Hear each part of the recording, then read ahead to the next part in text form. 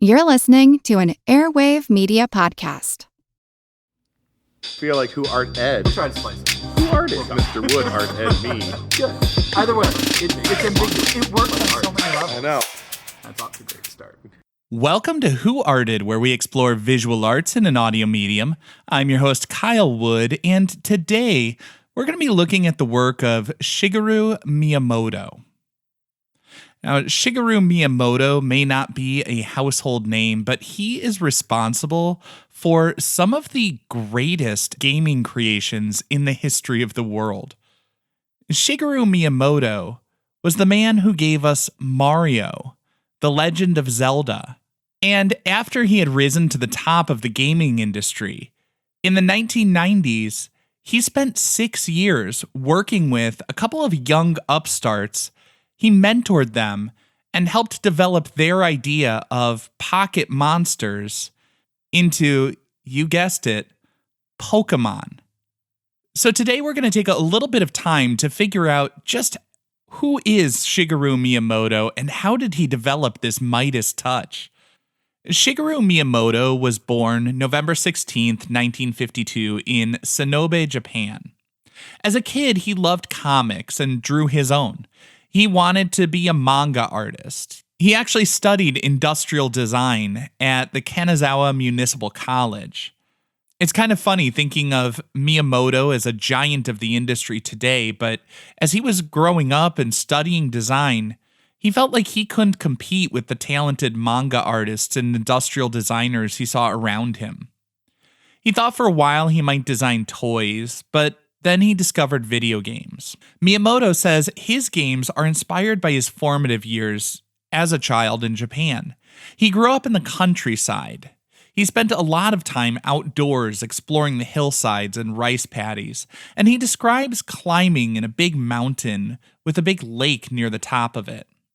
He said he was basically just awestruck when he climbed up and saw this lake high in the mountain, and he wants to recreate that feeling in the video game world.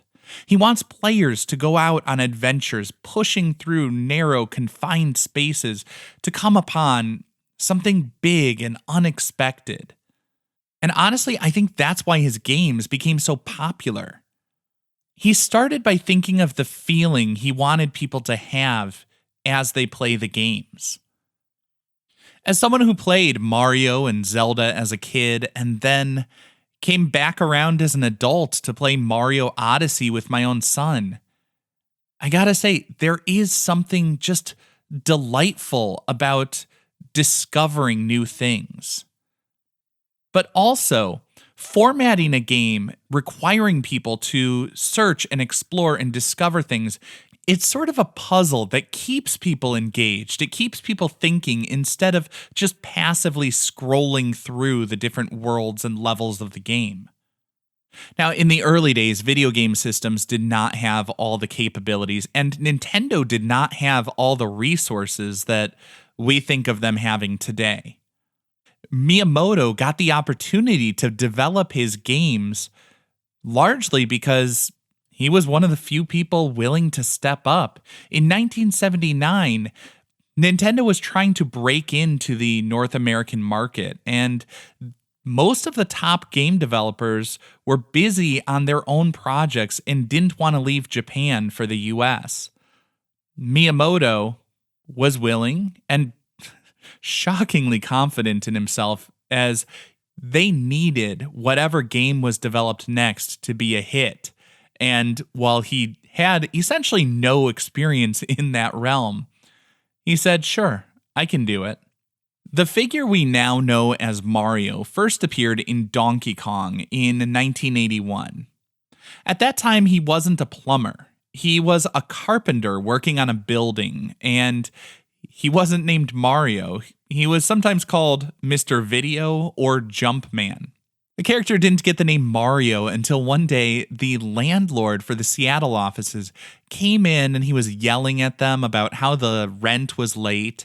And video game developers in the office started looking around and they said, hey, that guy kind of looks like our character Jumpman. And so they named him after their angry landlord, Mario. Now, some other bits as to how that character came to be. He became a plumber in the Super Mario Brothers game, largely because they were developing a level that had a bunch of pipes and all of that. And they figured, well, since we've got all these pipes, it would make sense to make Mario a plumber. As far as the exaggerated features like the big nose, the bushy mustache, that came about largely just due to the practical limitations of the medium. In the 1980s, graphics were very simple. He was working with a grid of pixels just 16 by 16. The exaggerated features were just more easily visible, and the bright, bold colors, again, more easily visible, so that like primary red stands out from the skin tone and stands out from the dark brown of the mustache, and there you go. Of course, Miyamoto would also point to his love of comics as a kid. He said while he was growing up in Japan, he loved comics and particularly was fond of a number of Italian comics. This is how we end up with a Japanese man developing games in America about an Italian plumber. Ultimately, though, what I think I take away from the success of Mario, and like I said, he developed The Legend of Zelda and helped to guide the development of Pokemon. I think part of the reason that he was so successful is he's maintained a connection to the things he loved as a child. He's not thinking about what the market research indicates, what the latest trends are.